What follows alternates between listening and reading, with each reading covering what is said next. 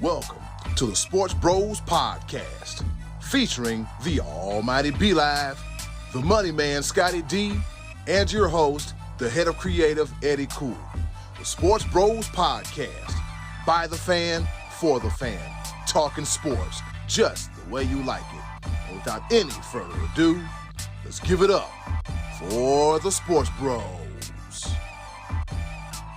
We talking sports. When it's cold outside. Yeah, I don't know about you, Scottie D, but it's a little chilly up here in Northeast Ohio. With that being said, welcome to another episode of your favorite sports podcast, none other than the Sports Bros Podcast. I go by the name of Eddy, aka the HOC up in this thing. I have a covering on because B-Live has about 47 forehead jokes cocked, ready to let it go, but not at my expense today. With that being said, speaking of the co-hosts, I have two of the best co-hosts in the world. Introducing first, he is the man down there in Fayetteville, North Carolina, at the Share Studios. He is the almighty B-Live. What's happening? What's going on in the world today? I'm gonna go ahead and just put this. I'm going to put this out here before we get into what we got to talk about today. I'm assuming that Michael Jordan coined the phrase. Deion Sanders made the phrase more popular, and Eddy took it to a whole nother level by covering up his forehead. But not everything needs to be taken personally. If I hear the word personally one more time, everybody's now taking everything personally, and I'm stop. It doesn't have to be that. Doesn't have to be your reaction to everything. I took it personal, B-Live. I took it personal. He said something. I took it personal. Oh my God!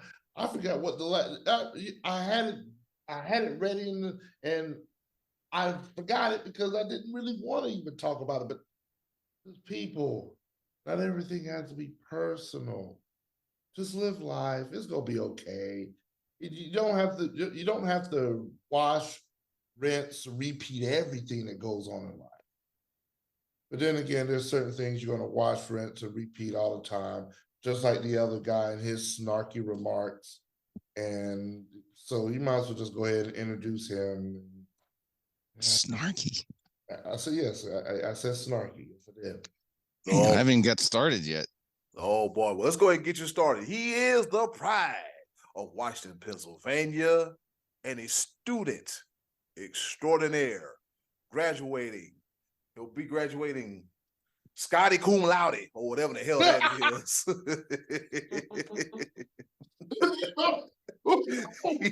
He is the one, the only, the money man, Scottie D. Ooh, baby, it's a wild world. And it was a wild weekend. Lots of wild things going on in football. I mean, you had the wild scene with Logan Paul. Logan Paul fought this weekend.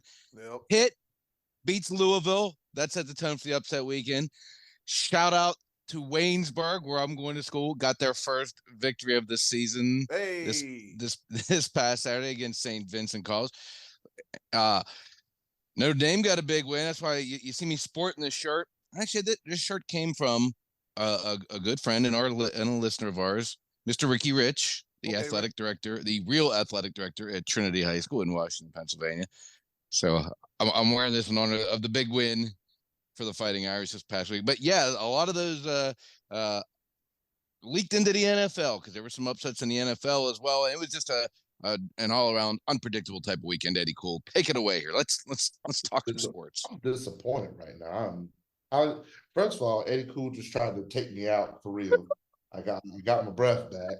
Scottie Cumme Laude. Scottie Cumme Laude. I like it. And second of all, I see that Scottie D is no longer French. There's no we. Who is we? Like he didn't jump the Notre Dame bandwagon. I'll tell you, Clemson lose 2 games and everybody just falls off the wayside. Now we'll be okay. We'll be okay. And he's a Notre Dame fan. Oh man, and he's got a shirt to match. Boy, oh boy. But yeah, Eddy Cool, Amtrak this day. Let's go ahead and talk about some stuff when it comes to NFL. I'll be live. I wasn't trying to take you out. I was trying to do something like some kind of fraternity. I was like, Scottie Cumme Laude. And I thought B-Live would just go. I thought you were gonna hit the floor, B-Live. I was almost out, bro. I ain't gonna lie to you. I was like, it's too early for this mess. It is too early for this mess. All right, with that being said, let's go ahead and hop right into it. The top of the order. All right, let's get this thing started. Here it is, the top of the order.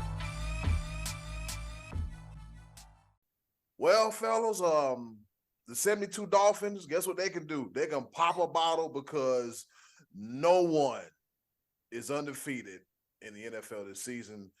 The Eagles, they take an L against the Jets and the 49ers, the game that Scottie D told us about. He really did tell us about. The 49ers, they get handed an L up here in rainy ass Cleveland, Ohio, and the Browns get a win. So out of the two fellas, which two losses surprised you the most? Was it the Eagles losing to the Jets or the Browns losing to the 49ers? Scottie D, since you were so spot damn on, I'm going to start with you first. I think the more surprising was the Cowboys beating the Chargers. Oh, hell. I'm sorry. That's not one of the choices. I'm not going to go with that because the Cowboys won Monday night, but I'm still angry with them for how they performed because of all the penalties and cuts. Anyway, back to the original point. I guess I got to go with the one I said was I kind of was peeking into what I thought could happen with. So I didn't predict Cleveland to win, by the way. I just said that San Francisco was going to have a tough game with them because they were coming down off of the high of the big Sunday night game against the Cowboys on a little bit of a shorter week too. That shortens your week up just a tad, not much. And because Cleveland was coming off of a bye week, and they had 2 weeks to get ready for like this big game. And without Deshaun Watson, I wouldn't have predicted Cleveland to win that game. But the defense was pretty stifling against San Francisco on Sunday. They held them to 17 points, which is less than half of what they scored against the Cowboys the week before. And Cleveland, I think their whole quarterback thing overshadows the fact that they actually have a pretty good squad. They've had this quarterback shuffle going, well, not just for the last 3 years, but for the last 40 years, 30 years, whatever it's been. So that gets overshadowed, but the Cleveland defense is actually legit. So I'm not super surprised that they were able to do that in their own stadium coming off of the bye week. And Philly has looked a little unconvincing a couple times. They've won all their games, but not every game has been a slam dunk with them. And they have said that. Even their coach said, I think I'd put more stock into preseason next year so we get a better start onto the season. So I would say that I was probably a little bit more surprised that the Jets pulled theirs off. B-Live, what did you think? I agree with you in some essence because you're an undefeated team going against the backup quarterback for another team. That's usually a recipe for a disaster, but it was disaster the other way around. I'm more shocked when it comes to the Eagles because the Eagles were healthy. The 49ers, maybe we need to pump the brakes on the Brock Purdy MVP discussion because he looked real suspect when Deebo Samuel and Christian McCaffrey got hurt. I mean, at the end of the day, what was his stat line? Does anybody have his stat? I can pull it up real quick. I believe I can. Hopefully I can. Because it was abysmal. 12 for 27, 125 yards with 1 TD, 1 interception. Yeah. That's not MVP numbers ever. So, yeah. And his QBR was still better than PJ Walker, who they beat. Well, defense wins, and you can't expect much out of PJ Walker, especially the way Scottie D feels about the XFL and the USFL, which have merged, by the way. But doesn't Cleveland have another quarterback?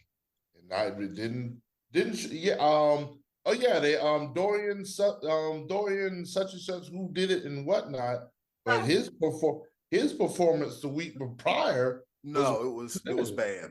It was Dorian Thompson Roberts, DTR, whatever his name is. Okay, so he did play the previous game then. Yeah, and it was all right. And that's why they went with PJ Walker, because they was like, you know what? No. He's just not ready. And so, but that's what. So in typical Browns fashion, they're already in their third quarterback of the season.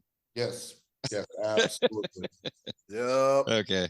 But that the reason why I say that, like, I can Brock Purdy pump the brakes, but the Eagles were healthy. So it begs me, I got me scratching my head asking, what happened? Well, one thing that people got away from really quickly after Aaron Rodgers got hurt is how good the Jets defense is. They're still a top-notch defense. Let's put it this way. Speaking of MVPs, the MVP race, essentially, you talk about Patrick Mahomes, you talk about Josh Allen, you could talk about Jalen Hurts. The Jets. I don't think Josh Allen's in that conversation just yet. Not really, but Josh Allen is still top level when it comes to quarterbacks in the league. I mean, top 10. Yeah. And I mean, I think well, that's not a discussion, but you're talking about who's considered the MVP of the league right now. I'm not necessarily. If you let Mahomes and Jalen Hurts are definitely the front runners, I would say. If you let me finish my conversation, okay. See what I'm alluding to. But the simple fact that these three quarterbacks facing the Jets, all three of them had more interceptions than they had touchdowns going against the Jets. That's a pretty big statement when it comes to interesting. Yeah. Mm-hmm.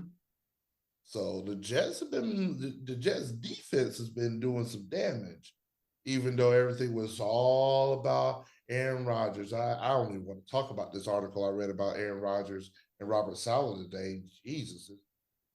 I might get into that a little bit later with a little sprinkling of pepper, but man, I was shocked that the Eagles, healthy, couldn't beat the Jets. So but man, like I said, Scottie D, you alluded to it. They haven't been overwhelming, like they haven't been dominating, but they've just been doing what Eagles do. So we'll see. We'll see as the rest of the year progresses and whatnot. So, what say you, Eddy? Cool. What's happening? I thought that the Niners were going to come up here and go bang, bang, Niner gang, but the Browns said, not up here in the land. I don't want to say that surprised me. What really surprised me was that Eagles and Jets game.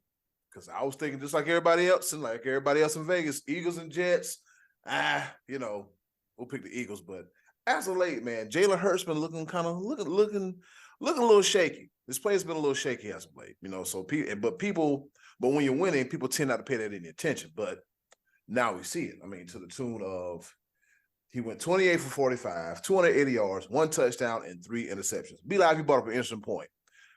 The Jets have shown up. The defense has shown up and shown out against the elite quarterbacks. You see what they did with Josh Allen. They had Josh Allen on skates week 1. He was looking so damn confused. He didn't know half what the hell was going on.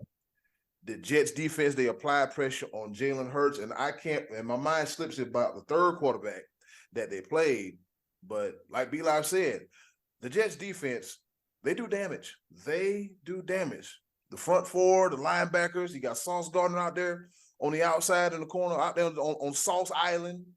You put your foot in there. Sauce Island. Sauce, baby. With Sauce Gardner and everything, you put your foot out there, you get stuck in the quicksand, you can't do nothing. It's just the continued tradition of Jets cornerbacks. That's what surprised me the most, man. It just seems like the Eagles just couldn't get together and something just seemed off. Their defense didn't seem to be the head-busting defense as it was. Of course, A.J. Brown got his numbers. 7 receptions, 131 yards, no tutties. And Devontae Smith still plays there, right? I feel that they don't utilize him enough because I'm pretty sure you got a 1A in A.J. Brown, which should free up some more space for Devontae Smith. I think they should use him more. The running game, I don't know about that, but actually on the defensive end, Hassan Reddick had 2.5 sacks. But something about that offense, man, I don't know what's going on, but when it comes to the Jets, man, that defense gonna show up and show out. And they showed Aaron Rodgers on the field throwing a football. But don't get your hopes up. So that's that. So I say the Eagles losing to the Jets. B-Live, you say the same thing? Oh yeah, I said that. And also the third quarterback that alluded to was Patrick Mahomes when the Jets played Patrick Mahomes. Okay, gotcha. Yes. Like Patrick Mahomes went 18 for 30 for 203 yards.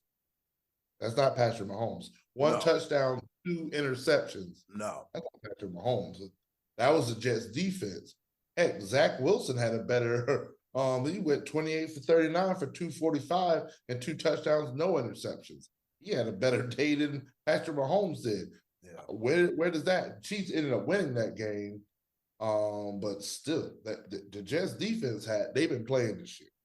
There's a reason why they're 3-3 as opposed to being 1-5 or 0-6, which they could easily be with Zach Wilson being their quarterback. But that defense has been holding their own. So yeah. And Scottie D, you said the 49ers losing to the Browns. Did you say that too, or did we all three agree on the Jets? I think we all were kind of went the same. We all were a little bit more surprised. Just I think by the circumstances of the injuries and the bye weeks for Cleveland. Yeah, because it was funny because it was like, oh, Cleveland, they lost. Debo wasn't in the game. CMC wasn't in the game. No. Well, if you want to do it like that. For the Browns, Deshaun Watson wasn't in the game. One of their top linemen wasn't in the game, and Nick Chubb wasn't in the game. So, what are we doing? What are we doing? And the thing about it is, man, Jim Schwartz defenses, they always come to play defense. Look how he had that Lions defense back in the middle 20 teens. I mean, just look at Jim Schwartz's record altogether. When it comes to the defense, that's his thing. And the Browns got a good one between Myles Garrett and Zadarius Smith, not to mention Jeremiah Owusu-Koramoah, that damn Denzel Ward. Yeah, so the Browns, don't sleep on the Browns, man. Once they get that offense together, they'll be A-okay. All right, fellas, so another question that I pose to you. We're at this point of the season. We got some teams that's doing this, and we got some teams that's doing this. All right, fellas, which team or teams can right the ship at this point in the season to save their season? B-Live, I'll start with you. Well, it's interesting when you say right the ship. that could be defined a lot of different ways. Like, are these teams down and out right now and have a ways to climb? Or are they just teetering? And we're because teetering. Well, I will say, if any team can right the ship, I'm looking over a couple things because the first team that jumps out to me is the Cincinnati Bengals. I think just because of how I'm still the Pittsburgh Steelers are 3-2. How? Like I just don't understand how the Steelers are 3-2 and the Bengals are 3-3. I think Cincinnati is better than Pittsburgh and Cleveland. But then again, Cleveland's defense is just better. And Joe Burrow, there's something just ain't quite all the way right. But they've won the last 2 games. So have they already started to right the ship with them being 3-3? That's the first team that really jumps out. That has upside and potential. I still don't know what's going on with the Chargers. But I mean, maybe that Mike Williams injury and Austin Eckler being out for the first one. But Austin Eckler was their Monday, and I don't know. I mean, the Cowboys defense, did they show up finally again this week? You know what? Cowboys confused the heck out of me. But yeah, it would have to be the Bengals. They're already starting to right the ship. I think the Rams have potential now with Cooper Kupp being back. So I would say the Bengals and the Rams. The Rams in the NFC. I think they got some noise to make in the NFC. Scottie D, what you thinking about over there? Yeah, the Bengals are the ones that jump out to me. And I said it last week. I said even though they were what were they 2-3 at the time? I said I still think they're the team that could end up getting back on track and challenging Kansas City at the end of the year. I still think they're going to win that divisional. If you look right now, they are actually fourth in the division. Not much of a big difference at this point. I mean, from I think the Ravens are 4-2 and the Bengals are 3-3. So that one I still think they just seem to have a hard time getting out of the gates. And like I said, the last 2 years, Joe Burrow has not been healthy in the first couple weeks of the season.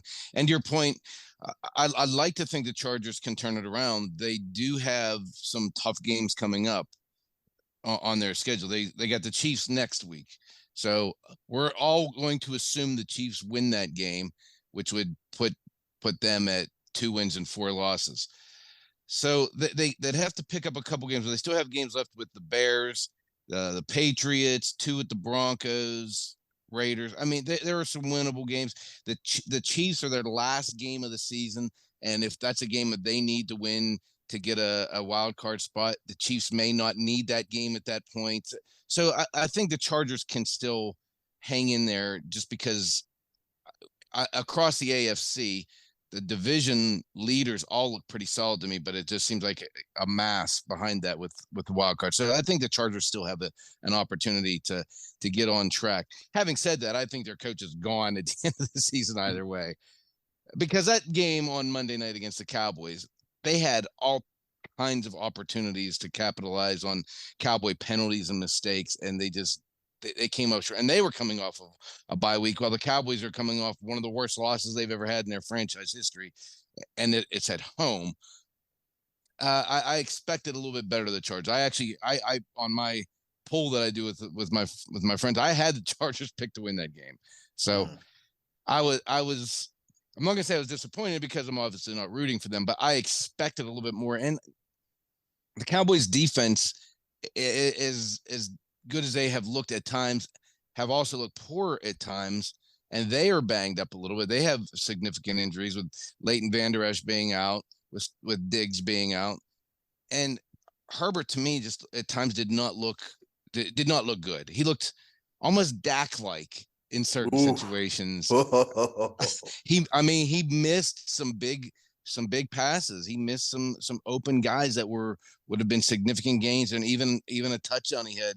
He overthrew Keenan Allen at one point in the second half, who was streaking down the sideline. It would have been an easy touchdown. So I think the potential is still there for the Chargers, but if they look like they did Monday night, then they may not beat the Bears in 2 weeks. So, but the Bengals, I think, is probably the best answer. Brandon Staley. I'm watching you, Brandon Staley. I'm gonna say this. As far as guys like Brandon Staley and Josh McDaniels and Matt Canada, one thing I do not do is wish that people would get fired from their jobs, because it's demoralizing. I mean, I don't care what industry it's a little bit demoralized, because you feel like that you haven't lived up to the expectation and you've let people down. You know a good way to not get fired? Do your damn job like you're supposed to. That's a good way to not get fired. Just do what's asked of you, do what's required of you, and you'll have a job. And you'll probably have more job opportunities. And you'll be working. You'll be fine. You'll have nothing to worry about. I guess that goes. Brandon Staley better start getting on Indeed right now if I was him. So I post his resume. Yeah, just how do you do? Anyways. The Denver Broncos. Yeah, the Denver Broncos, they are gone. They are so far gone. I think it's at the. Are you jumping to the second part of the question? Are you, what about the team that you think is gonna be able to right the ship? Oh, I'm sorry. I got sidetracked. The Cincinnati Bengals. Like I said before, they're just too damn talented to be where they are now. They start off the gate slow, and like I said in the past, you're going to have to start out or a team this good, this damn talented. You're going to have to start out the gate quick, fast, hurry, and hot to get that lead in the division standings, and also to get that lead in the playoff seating as far as that goes. So as far as I think the Bengals, there's too much going on. We just need one full off season of Joe Burrow being healthy, no appendicitis, no calf strains, nothing like that. A few more upgrades to the offensive line. Start using Joe Mixon. Yeah, start using fancy teams. Yeah, start using Joe Mixon. I have not seen Joe Mixon's name in stat lines for 3 damn weeks, and that's sad. And give it to Jamar Chase because he's always effing open. Just like your boy CD Lamb said, Scottie D last night, he's always effing open too. So that's my team that's going up. That's trending in the right direction. That can right the ship. As I said a few minutes ago, the Denver Broncos. A prime example of that was Jerry Jeudy and Steve Smith getting into it on Thursday night, and people thought that Steve Smith's comment was harsh about if I'm a team looking to trade Jerry Jeudy, I wouldn't trade for him. But as far as Jerry Jeudy goes, I think I forgot where he went to draft, but it was like top 10.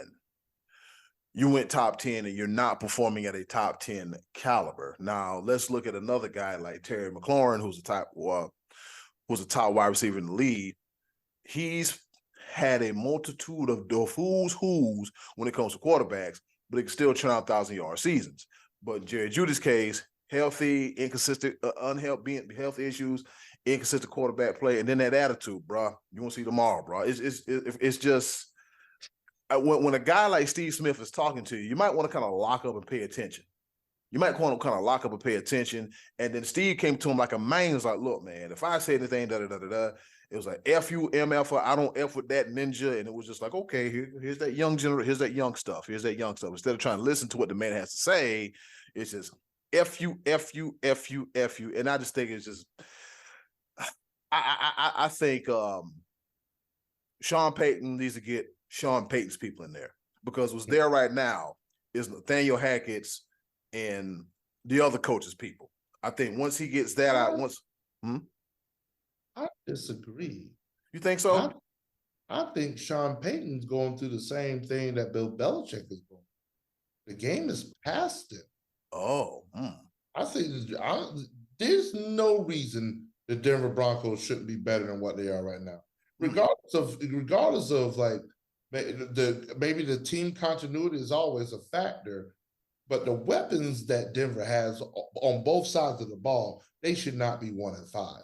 There is a problem there's a problem in that locker room. I'm pretty sure it has something to do with Russell Wilson. He's definitely it's bad. It's bad. And I think, Eddy Cool, I think you can agree with me on this. The fact that you didn't say the 0-6 Panthers, and the same thing with me, I'm not saying the 0-6 Panthers. I think the Denver Broncos are worse. They're not my team that I think that are the absolute worst. But I'd pick Denver and I would pick Denver worse off than the Panthers, because the Panthers just have new everything. It's new. They just have new everything. It's just, and I'm looking at their schedule. The Panthers still could end up 8-9 is not out of reach. I'm just saying, I was looking at the schedule, but yeah, What did you just say with the Panthers? 8-9. You think they're going to go 8-9 this year? I don't think they're going to go 8-9, but it's a possibility. There's potential there. That's what you say. There's potential. No, there's not. No, it's not. There's not. They got the Texans, which that they can win that game. I mean, CJ Stroud, of course, is the better pick for quarterback, but the Panthers can win that game. The Colts, without Anthony Richardson. Richardson is out for the season. They're better without him. Oh boy, here we go. Could be. Hey, absolutely. Then you got the Bears. And Justin Fields, he's got a dislocated thumb. You don't know exactly how they're going to be. That's a dub. Then we got the Cowboys. I might have to give you that one. I might have to concede that one. Merry Christmas, Scott. The Titans, they ain't impressing anybody. Buccaneers, division rival. Anything can happen. The Saints, Falcons, division rival. The Packers ain't really convincing anybody yet. The Jaguars, yeah, that's gonna be a tough one. And then the Bucs. Tell me nothing about that schedule. I'll say two pretty much guaranteed losses for the Panthers, the Cowboys, and the Jaguars. All those other ones still are within reach. So I'm gonna say that. And you think they're gonna win 8 of those? They're gonna go 8-3 from this Sunday on? There's a possibility. What part of the word possibility? I'm just saying I have more hope. Now, let me just say, I believe more in the Panthers than I believe in the Broncos, and especially my one team that I'm going to say real quick. The New England Patriots have no chance. None whatsoever. The Jets defense going to shut them down. And then you got the Bills and the Dolphins. It's over for them. Just let it go. Let this entire season go. I think the Patriots could go 2-15. I think this could be good God that Bill Belichick has. Oh, man, the time that got away from me, I want to go so deep in it, and we don't need to hear what Scott. Go ahead and throw in Scottie D real quick.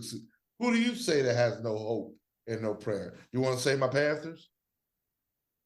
Well, they're not going to go 8-3 for the rest of the season. I'll tell you that much. They're not going to be 8-9.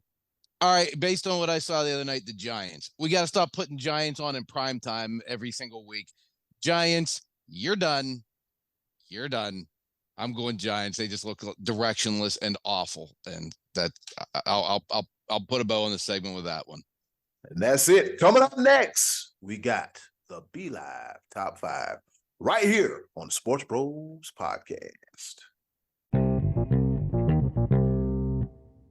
Ladies and gentlemen, boys and girls, fine women that don't want to be taken to the Cheesecake Factory, turtles, marsupials, eels, crocodiles, and salamanders.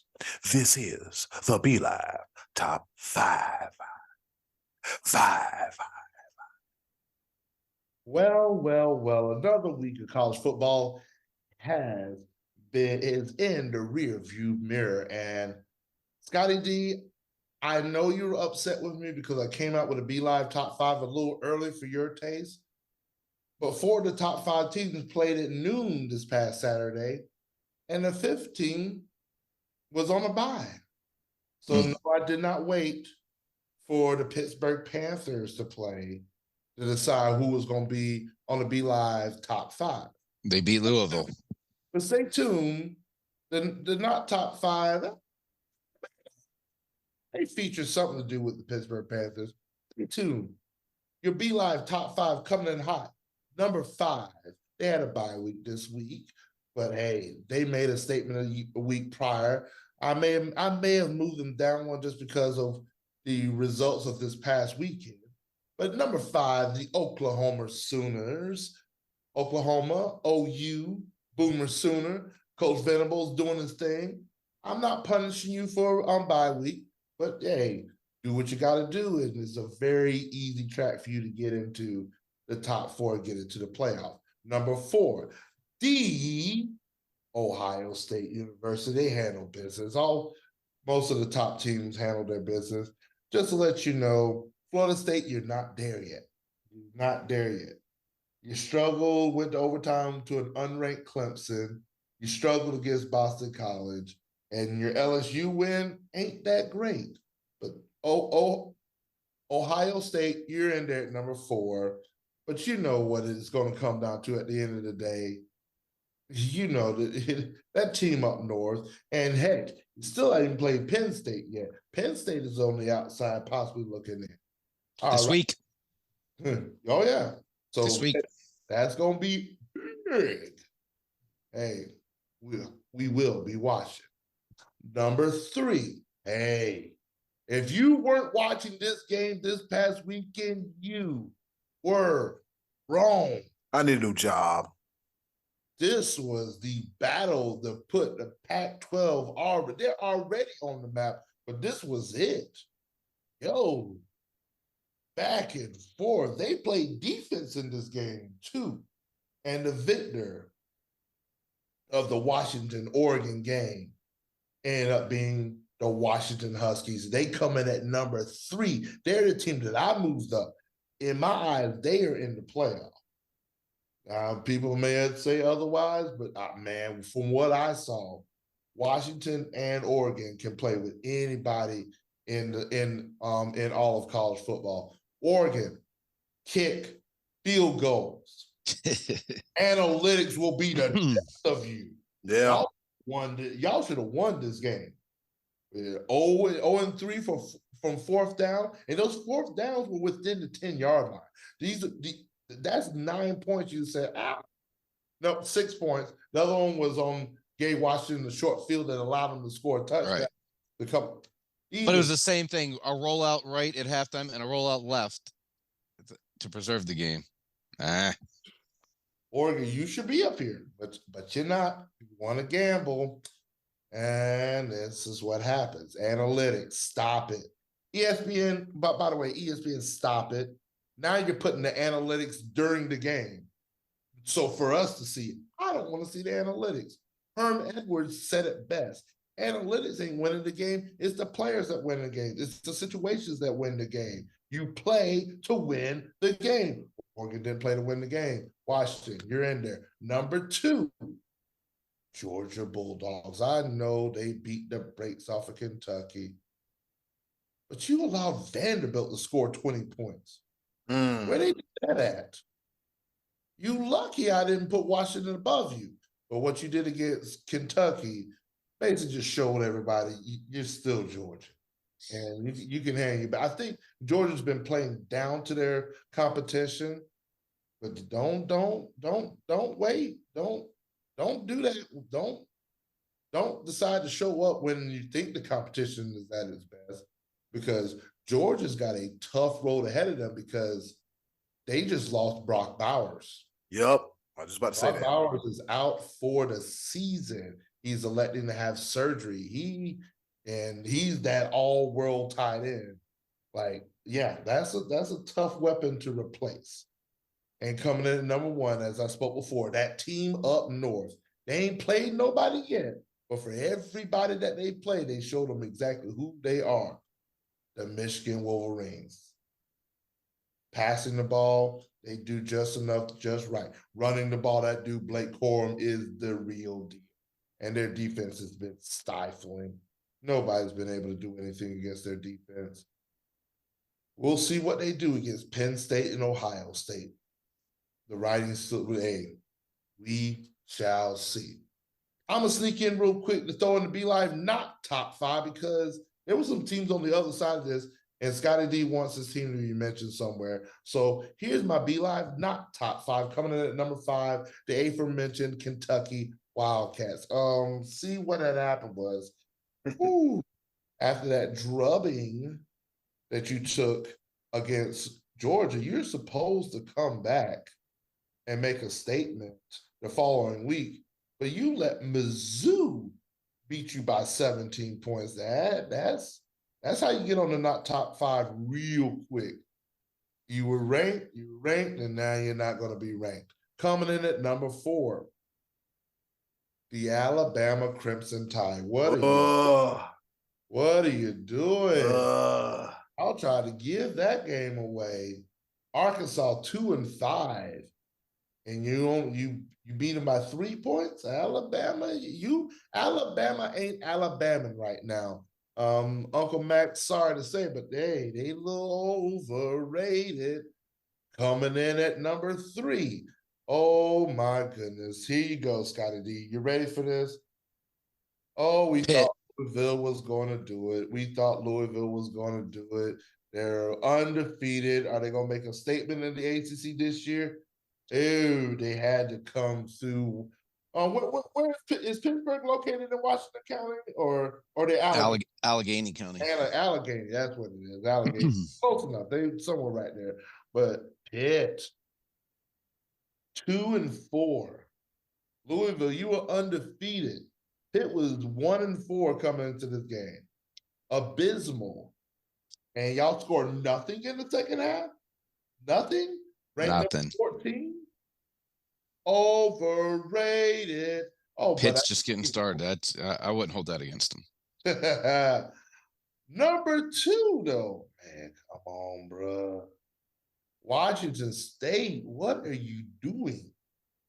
You're again in my not top 5 because you had an abysmal showing the week prior. They drop you a little bit in the rankings. They drop you down to 19. And then you lose by 38 at home to Arizona? Yeah, you're not in the top 5, not the top 25, but you made mine not top 5. But they ain't the most overrated team that I have coming out of this week. Oh, the University of Southern California. Ooh. Y'all, this is your year. The Heisman winner, y'all undefeated. Y'all just running over people, doing what it do. And y'all lose by 4 touchdowns to Notre Dame. Notre Dame, mind you, is a very good team. Mm-hmm. But Caleb Williams throwing 3 interceptions.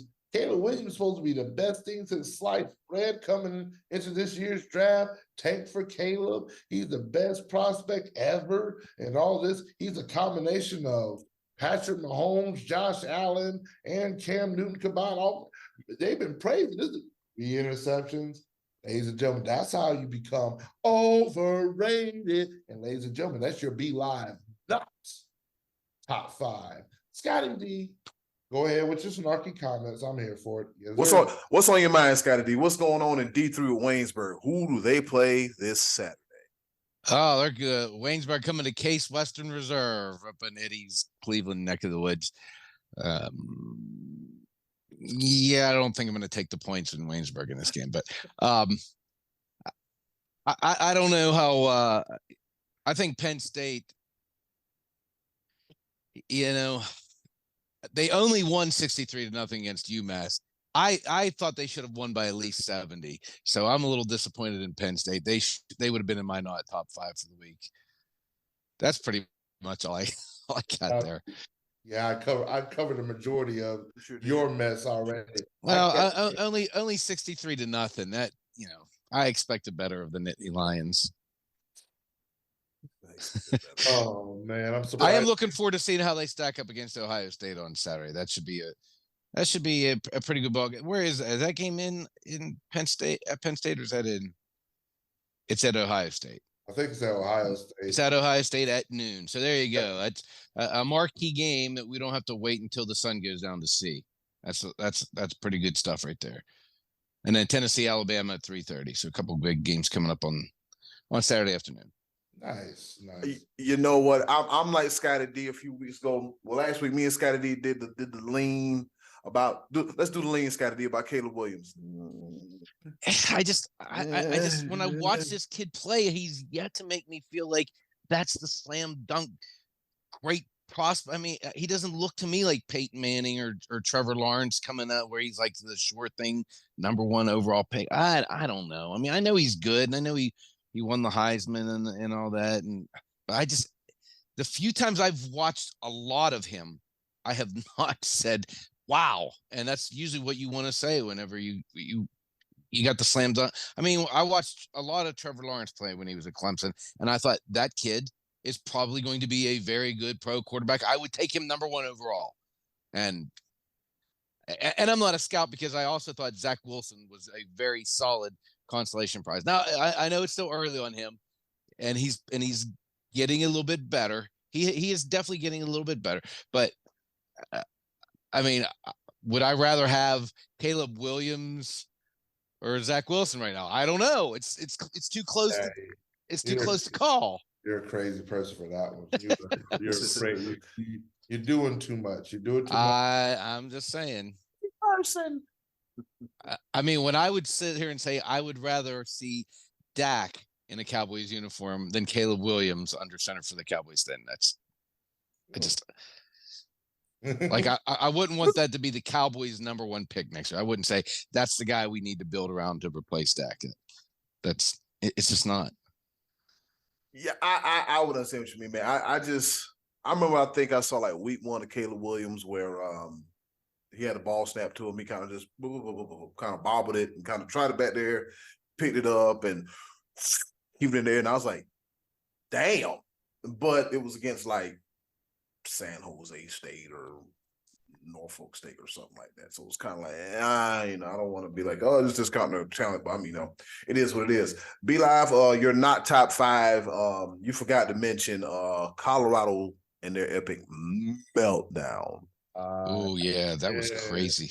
Yeah, you forgot to mention that epic meltdown. Like, how in the hell do you have that league and for a 1-5 team to walk you down? Ooh. You are absolutely correct. I went to sleep comfortable on Friday night knowing Colorado had just got one step closer to bowl eligibility. Somebody told me, actually you did, B. I was talking to you on Saturday morning. You said you couldn't believe that happened. I said, wait a minute, they lost that game? And yeah, that happened. That was, see, okay, maybe the reason why I didn't mention it is because Colorado isn't as overrated as they once were. But yeah, you're right. You're absolutely right. Not Stanford. Let me see. Well, you were probably going with college games that happened on Saturday. It was a Friday night game too. Yeah. Because West Virginia also lost a crazy one, didn't they? Was that this past week they lost on a Hail Mary on Thursday night? Houston, yeah. That was, again, that's not overrated. That's just an right. Yeah. finish. Yeah. Losing to Stanford after being up 29-0. That's bad. Oh, that's overrated. That would definitely qualify. So I appreciate that, Eddy. Cool. Two players mess up from time to time. It's all good. Eddy Cole's not top 1. That was Eddy Cole's not top 1. His contribution to college football discussion. Appreciate it. That's all I got. My Gamecocks, they got destroyed, so I ain't really got nothing for it to look to. But yeah, like no, the Gamecocks did not get destroyed. Y'all just made a mistake. Y'all made mistakes at the end of the game. Y'all lost by 2. Okay, but what you don't do, who's your athletic director? I think is their decision. Is that Ray Tanner? Did he? I think it's Ray Tanner. I think it's Ray Tanner. He should be fired immediately because you have Jacksonville State and Vanderbilt coming to South Carolina, but you pick Florida as your homecoming game. You lose your homecoming game. How do you lose your homecoming game? You're supposed to pick the cupcake. I would have been fine. I would have been fine busting up Jacksonville State. I've been fine with that. I wouldn't find walking the dog on Vanderbilt. But Florida, no, we don't pick Florida. At the house, then. All the special events that went around homecoming. And no wonder I saw so many people on Snapchat at the State Fair. Makes perfect sense.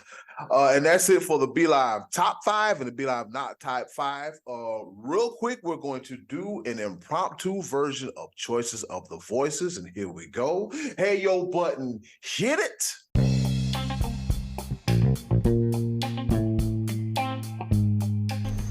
And now, our favorite part of the show, the Choices of the Voices. And here we are at the Choices of the Voices, where we ask you the question, you give us the answer, and then we talk about it. As of late, there's been some traction with the Choices of the Voices. It's been kind of slow. So the question for the Choices of the Voices, Scottie D, what was it?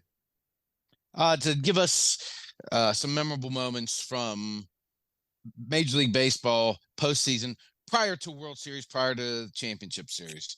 And I guess maybe a lot of people aren't watching now until the World Series, if at all, because they would really respond to this. I think Tony Bogan gave us an answer, correct? Yep. Shout out to Tony Bogan, man. He gave us an answer if I can find it real quick, which I can and I will. Yeah, man. Shout out to Tony Bogan, man. He's a good kid, man. Good dude. Got a lot going on. Got a Tapped In with Tony podcast that you can check out on Google, Spotify, and all major platforms. And Tony Bogan said 3 stand out to me. The first was Game 4 of the 2012 AL Division Series, where Coco Chris of the Oakland A's walked off the Tigers, completing the late rally. The second is the Nationals breaking through in extra innings against the Dodgers in Game 5 of the 2019 NL Divisional Series. And last year's wild card series, where the Guardians outfielder Oscar Gonzalez walked off the Rays in 15 innings with a home run. Oh, yeah. Yep, nice. So there's Tony Bogan with 3. I'm going to go ahead and go. I want to say, what was the year? I think it was 2004, I think, where the Red Sox finally overcame the Yankees and finally overcame the curse of the Bambino. And yeah, I know, Scottie D, that kind of curls your lips, but I was kind of rooting for the Boston Red Sox because I'm like, you know what? Y'all need to win something. I'm tired of y'all. Y'all need to win something. Y'all need the baseball guys to shine on you. And yeah, I remember being Buffalo Wild Wings with me and 10 people I didn't know from damn Boston. And I was like, you know what? If y'all are happy, I'm happy. It was a memorable moment. Big Papi did his thing. So yeah, that's why I'm at. Yeah, the Yankees were up 3-0 in that series. Yep, and they got walked down and lost. Be Live, what say you? See what had happened was, oh boy, this would have been my answer if the series didn't end the way it did. But I mean, I'm gonna say what it is. I am a victim of recency, because Game 2 of this year's NLDS, where Michael Harris caught the ball off the wall and doubled up Bryce Harper, was the most beautiful, electrifying thing I could remember in recent history. It's just beautiful. I probably could have done a little bit more digging and some research, but it turned around and broke my heart, because I guess Ozzy Albies said, no, it wasn't Albies, it was Arcia that made a comment about Bryce Harper, and that came to bite us into you know what. But either way, memorable season, and I'm going to use this opportunity, this platform, to say, Major League Baseball, rethink the whole postseason. Baseball players are not accustomed to having a week off. And it is clear as day right now, more than ever, 2 of your 3 top teams got swept in a division series. The best team in all of baseball during the regular season lost 3-1. And the Houston Astros, which was the other team that had a bye, they're now down 2-0 to the Rangers. It's looking like you're going to have 2 wild card teams in the World Series. This is the solution. 3, 6, 4, 5 rankings. They play 1 game, winner takes all. Those teams go on to the division series, and the division series becomes a 7-game series. So instead of the 3-game wild card series and the 5-card division series, 1, 7, and 7. So where you're actually in turn not punishing the better teams in baseball for giving them a lengthy time off. Baseball players are equipped and ready to play week in and week out. I said what I said. Scottie D, fix your face. Yes, sir. Yeah. All right, Scottie, playoff moment. What you got? In 2013, the Pirates had their first taste of postseason action since 1992, and they had a home wild card game against the Reds, and it was bedlam at PNC Park. Russell Martin, I don't know if you guys remember him. He was a catcher for the Pirates. Belted a home run into the left field seats, and the fans were all over Johnny Cueto of the Reds, and they got his head. He dropped the ball in the field, and the fans went crazy because he just the ball rolled out of the glove. It wasn't even like a big thing, but the fans went cuckoo. The Pirates did win. That was the only time they've actually advanced, even though it wasn't a series. It's the only time they've ever actually advanced in a playoff, in a postseason format since 1979 when they won the World Series. So that was a cool moment as a Pirate fan. A little one more on the painful side was the 1995 American League Division Series. It was the first, I think this was the first year they went to this format, and it was the first chance Don Mattingly of the Yankees got into the postseason, because the Yankees did not make any playoffs from after the 1981 World Series until this point. And Don Mattingly had been their best player, and the Yankees jumped out to a 2-0 lead, and then they went to Seattle for 3 games. That's how they formatted it back then. It was a 2-3. And in the final game, the Seattle Mariners, in extra innings, down a run in extra innings, ended up rallying, and Ken Griffey Jr. came all the way around and scored from first base. And you might remember that kind of chaotic scene where he slid in. And I think a rookie Derek Jeter was on the inactive roster sitting in the dugout watching that. And then the next year the Yankees went on to win the World Series, but that was without Don Mattingly. That was his last game. But that I'll never forget that image. I was in college of watching at a friend's house, watching Ken Griffey come around and break the hearts of the Yankee fans, trying to get back to the World Series for the first time since 1981. So a good and a bad one there, Be Live. All right, so we got a good one, a bad one. We all have our memories. Scottie D, with that being said, what's on tap for next week's choices of the voices? All right, I'm going to try to bait you back with some fun stuff here. I ask you, tell us about a commercial starring an NFL player, announcer, coach that really stands out to you. There have been a lifetime of commercials, TV commercials. Pick one of those, or 2 or 3, featuring your favorite NFL, or not your favorite, just a favorite commercial featuring an NFL player throughout the years. And that'll give us something to talk about next week, Eddy. Cool. All right, we got one thing to talk about right now, the fact that we don't see any more of Dak Prescott's sleep number commercials. Have you seen one recently? I haven't. No, actually I haven't, but I actually wasn't looking for them either. But now you say that, it's like, oh, there's Dak. There's Dak sleeping on the mattress. Somewhere damn Trey Duke is throwing his TV through the damn sliding glass door.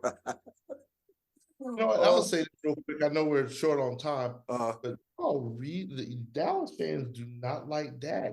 He actually had a decent game. Was it Monday night? Yeah, Monday night. Yeah, he had a decent game. He played a clean game, and man, my dude next to me, diehard Cowboy fan, was just he is through with that. I'm like, dude, he's playing a good game.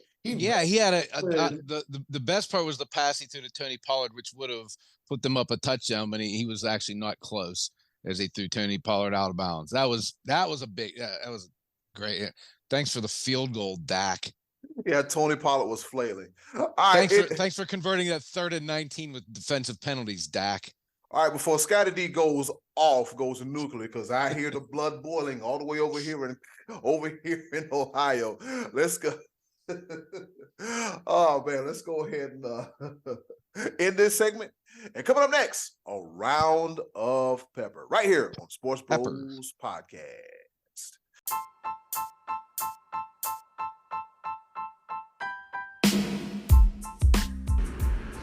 Okay, boys, let's bring it home with a round of pepper. Well, you heard, woman, it's time for us to go home and get what I call the hell up out of here. But before we go, a round of pepper. You know how we do it. 3 topics, rapid fire style, kind of, sort of, not really, here to engage, educate, enlighten, and entertain. The 4 E's in no particular order.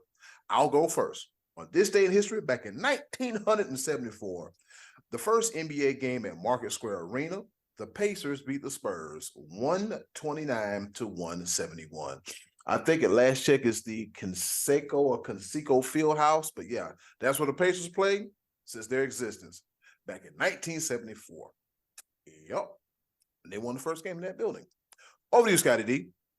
All right, it's hockey season officially underway, and officially season number 18 for Sidney Crosby, Evgeny Malkin, and Chris Letang of the Penguins. Wow. That is the most ever seasons for a trio combined playing together, passing up Derek Jeter, Mariano Rivera, and Jorge Posada. So it's been a heck of a run for those 3 guys, and hopefully season 18 is as good as any. Be Live, over to you. All right. My first pepper point is almost like it broke my heart. I didn't quite remember this, but I want to ask you guys, do you remember, it's probably been maybe, could have been 2014, 15. When did Ken Griffey Jr. retire? I thought it was before that. It might have been right around that time. Can't remember. 11. There was a report that there was a report, essentially. I didn't have this information, but there was a report that Ken Griffey Jr. wanted to sign with the Atlanta Braves as his final destination before his career ended. And there was one big thing that sort of stood out as to why he did not. Because the kid, as they call Ken Griffey, wanted to bring his kid into the dugout. Oh, wow. And Bobby Cox has always been anti-kids. Bobby Cox has always been F them kids. And so Ken Griffey Jr. decided, I'm going to take my kid elsewhere. I'm going to go back home to Seattle and finish out my career. Ken Griffey Jr. could have been a Brave, but it just don't even feel right, though. He had to go back to Seattle. Wow. It is, but can you imagine? I would have bought a jersey if Ken Griffey Jr. would have been a Brave. Just cause. Cool. On GP. Yep, on GP. Yeah. All right. Yeah. All right, so here we go in retirement news. Former Oakland Athletics pitcher Trevor May announces his retirement. And after that, he says, sell the team. Go ahead and sell the team, as he was talking to John Fisher. May played 9 seasons with 6 teams, the Twins, the Mets, and 1 season with the A's, and finished with a career ERA of 4.24, 36 wins, 28 losses, and 33 saves. He said, you know what? He said, sell the team, dude. Sell it, man. Let someone who actually takes pride in things they own something. There's actually people who give a sugar honey iced tea about the game. Let them do it. Trevor May, that's a hell of a retirement speech. Over to you, Scottie D. Speaking of retirement, it's not going to be a retirement, but it's going to be a little layoff for Israel Adesanya. He says he's taking time off after losing his middleweight championship to Sean Strickland last month. And you know what? Good for him. He needs to step away. I actually said this after the fight. I thought he probably needed a little break because for the last couple of years, while Conor McGregor and John Jones, the big draws of the UFC, have been spending their time on Twitter, Adesanya has been diligently taking on all comers in the octagon and doing so, basically carrying the UFC banner for this organization for quite some years now. So much deserved for him. Coming up this week, we have a very interesting fight card because 2 of the main events, or the 2 fighters in the co-main events, have stepped out due to injury. So now, instead of getting Charles Oliveira against Islam Makhachev for the light heavyweight or for the lightweight championship, Alexander Volkanovski is in, and he darn near beat this guy back, I think, in March, back in the spring. And so he's taking that on 11 days notice. Win or lose, Volk's coming out of this smelling like a rose. And the other one, Paulo Costa stepped away from the fight at middleweight against Khamzat Chimaev, a guy who many feel is nearly unbeatable at this point. And Kamaru Usman is coming into this fight on 11 days notice. That one worries me a little bit because I'm a Usman fan, and he's lost his last 2 fights to Leon Edwards. And to go in there and take on this guy, a loss here starts to make you feel like Usman is in the same vein as like a Chuck Liddell or Anderson Silva, where you get to a certain point and then started struggling with top competition. So I hope that's not the case, but we will see Saturday night at the UFC pay-per-view. Be Live. Oh, my goodness. My second pepper point is just ridiculous, astounding, amazing, spectacular, outstanding. Well, in the world of marathon racing, we had the Chicago Marathon the Sunday prior on October 8th, where Kelvin Kiptum from Kenya, of course, shattered the men's marathon world record, where he ran 26.2 miles in just 2 hours and 35 seconds. You want me to break that down for you real quick? Yeah, I'd like to hear this. Break it down. That is a pace of 4 minutes and 36 seconds per mile. If you've ever run the mile, that's incredible. To run it in 4 minutes and 36 seconds is ridiculously fast. To do 1 mile, this dude did 26 miles. Yeah. The fastest I've ever run the mile, and this was when I was in peak physical shape, was a little under 6 minutes. And I was in really good shape when I was at Naval Academy. Don't look at me now. That was a long, long, long time ago. You're in good shape, good round shape right now. Yeah, exactly. Here we And go. cool. That's awesome. You know what? I didn't do my last pepper point justice, so I'm going to do the continuation of the final pepper point of what Trevor May said. After he said there's actually people who give a sugar honey iced tea about the game, let them do it. He also said this: take mommy and daddy's money somewhere else, you dork. Also, if you're going to be a greedy, if you're going to be a greedy, if you know what, own it. There's nothing weaker than being afraid of cameras. That's one thing I really struggle with this year. Just not eviscerating that guy. Do what you're going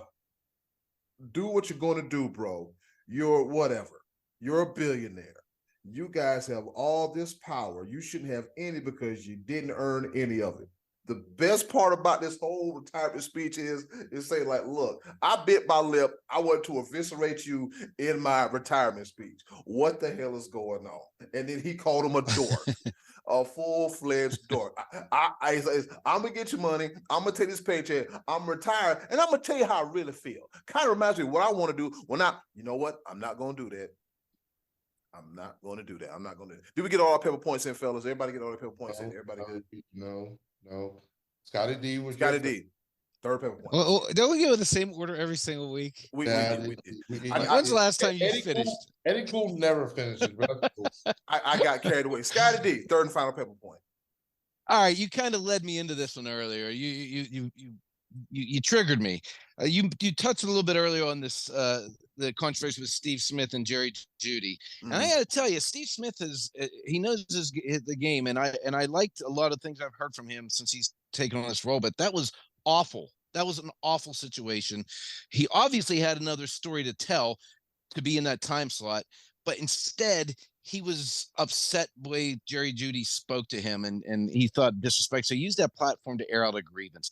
Man, that just was tacky, Steve Smith. You got to do better than that, man. I mean,